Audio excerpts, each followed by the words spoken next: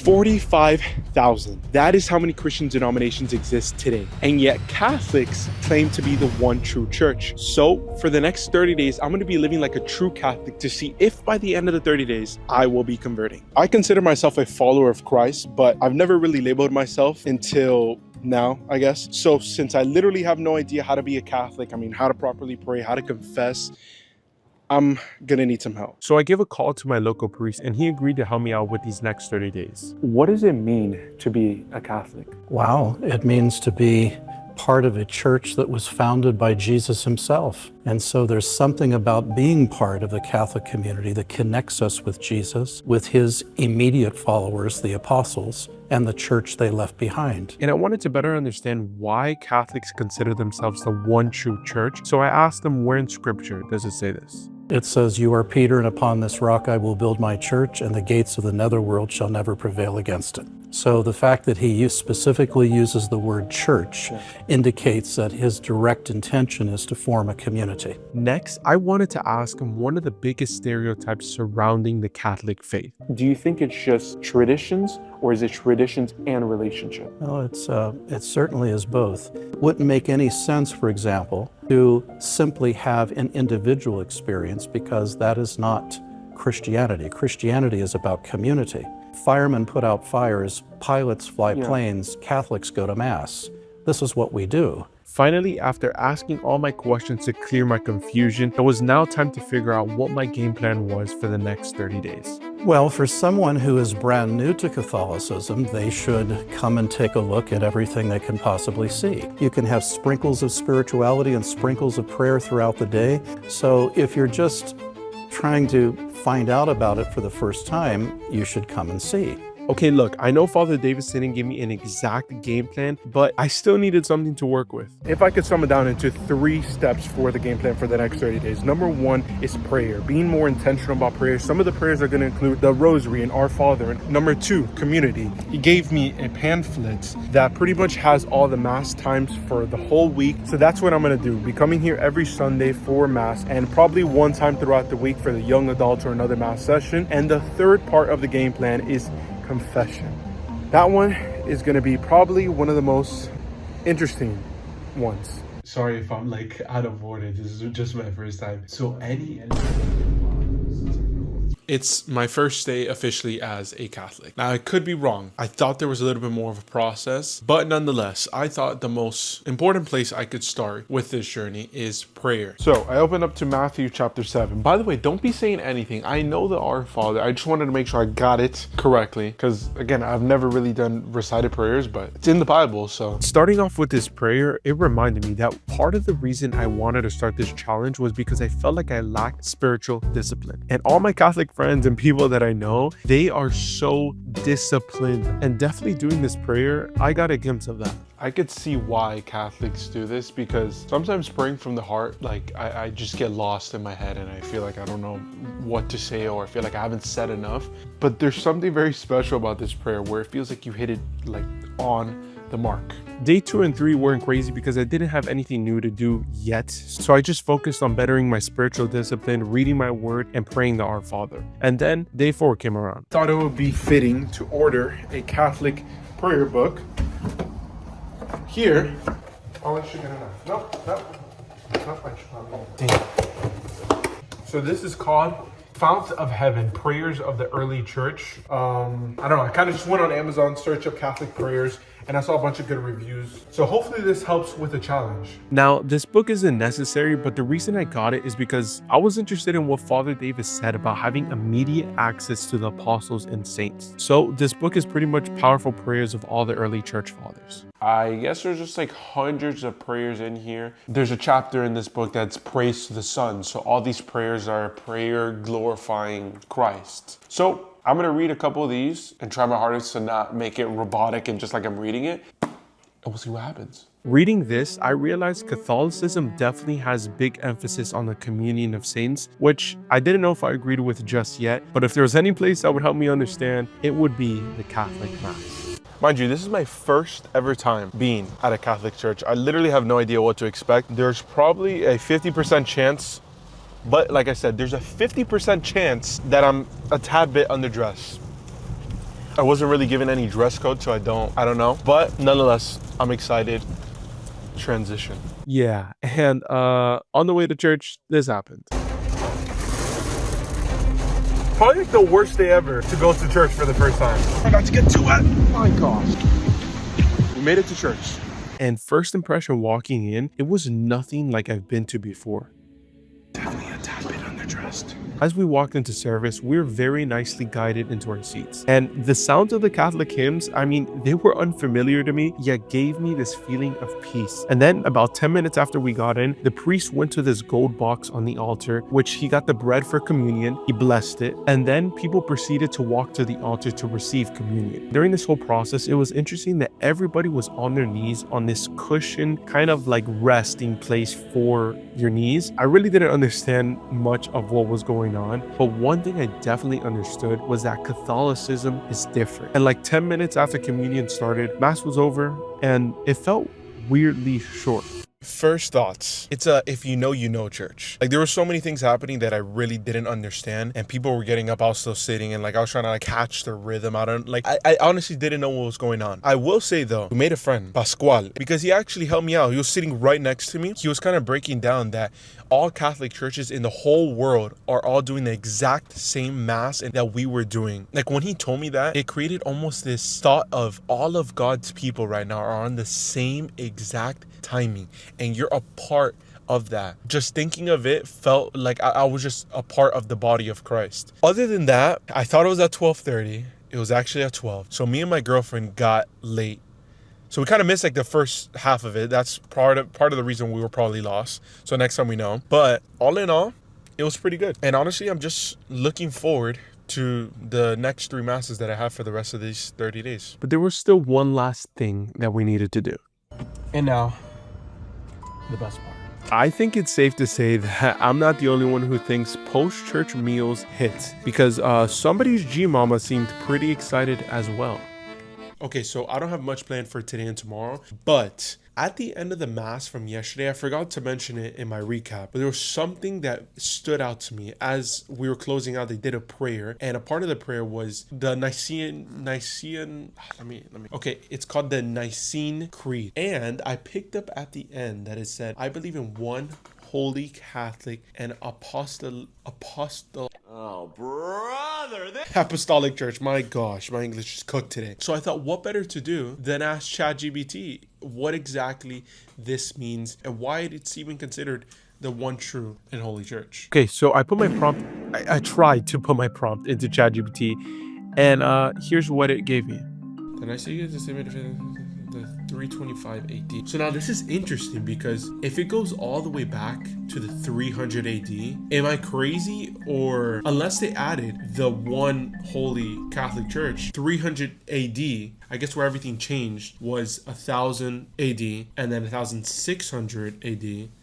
So this is interesting, actually. What I was trying to say is that if the Protestant Reformation happened in the 15th century, does that mean that for 1200 years, it was just the Catholic Church?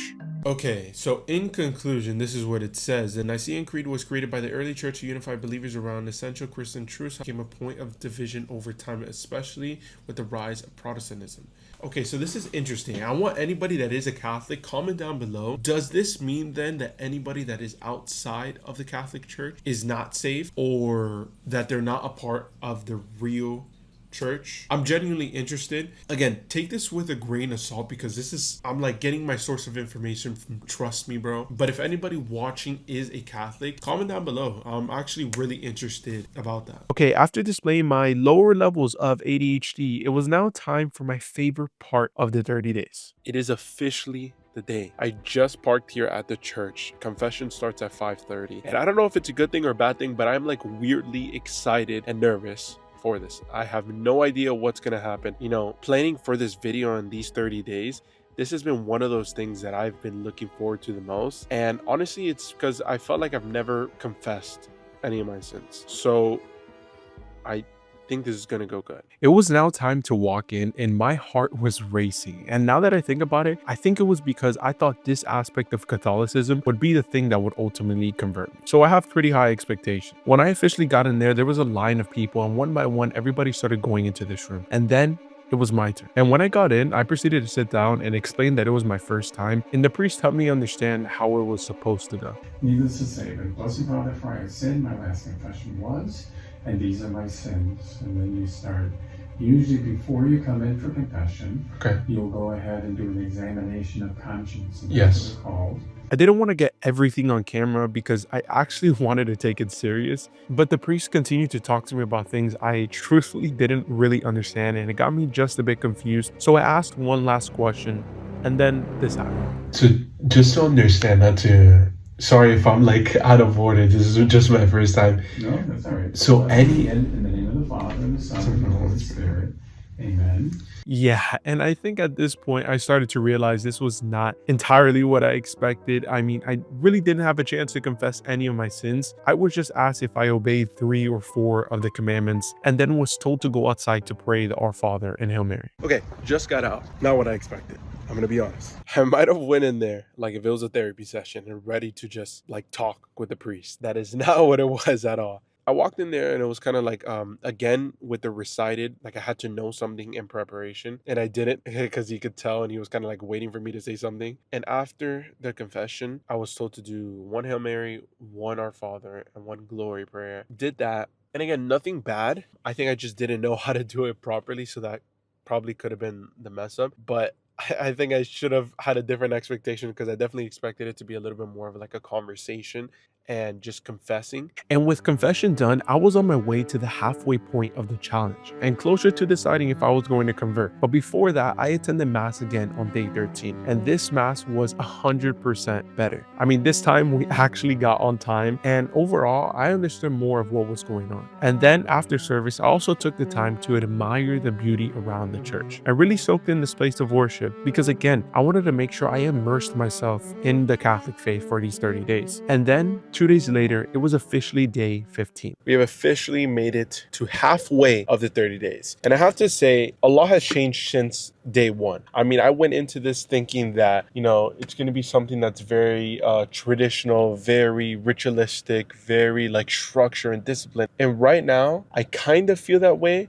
But I also feel that being a Catholic is simply just being a follower of Christ. But then again, there's still a bunch of different stuff that we're going to do throughout the next 2 weeks, including what we're about to try right now.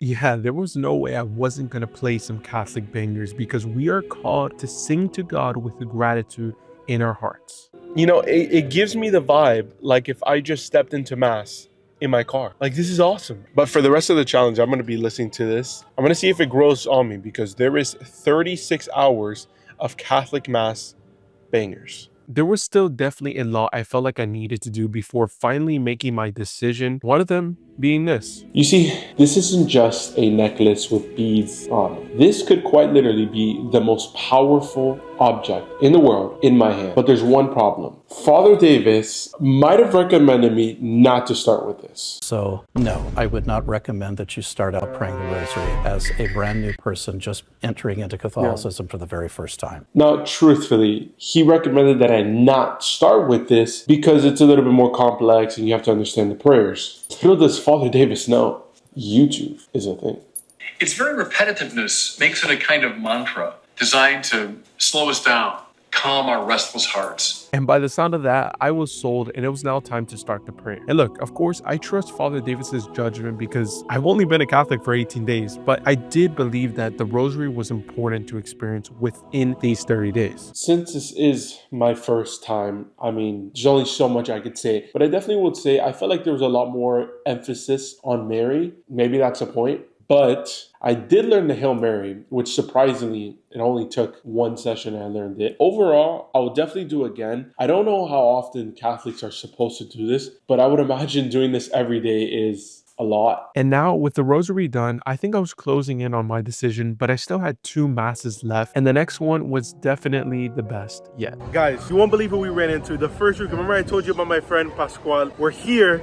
We met the man, the myth, the legend. Yeah, so I ran into my friend I made in my first week who helped me understand what was going on. We made a friend, Pascual. If he's watching this right now, shout out to you. He's a goat. And I figured it would be great to share his testimony as to becoming a Catholic. To be honest, when I fully got devoted to being a Catholic was about a year and a half ago. My parents, since I was small, telling me when to go to church, when to start praying, do your Ave Marias, do it all. But then eventually a year and a half ago, I knew there was something missing. I knew that it wasn't about making money and just doing my job. No, there was something else that I was missing. And he also shared a story about how he served in the Marines. And it's around this time where he started to become his own man and not be practicing the faith how he is today. But he mentioned his father always reminded him about the church. You just brush it off.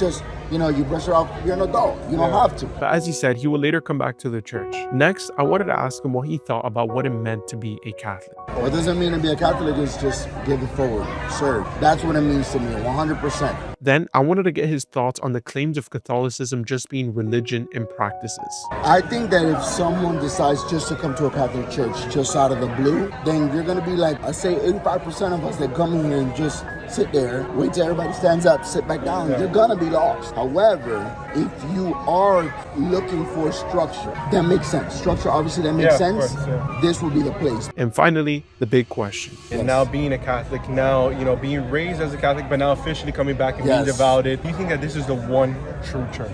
And I say that 1,000. The 1,000. I say it's a one true church, at least for you to get that relationship that you need with the one and only. As I entered my last week of living like a Catholic, I couldn't help but think about how beautiful this faith really is. I mean, over these 30 days, I met people who truly love the Lord, who have such deep respect for the altar, for the practices, and for the way they carry themselves. I also finally understood what Father David said about this faith being about community. I mean, as a Catholic, everything begins and ends with the church, which I find to be beautiful. And what I was told about this faith being just a bunch of empty practices and religion, now I don't think is necessarily true, because after exploring this faith with an open heart and mind, I realized that there is deep-rooted truths attached with the Catholic Church. But finally, it was now time to make my decision. I officially completed my last Mass of the 30 days.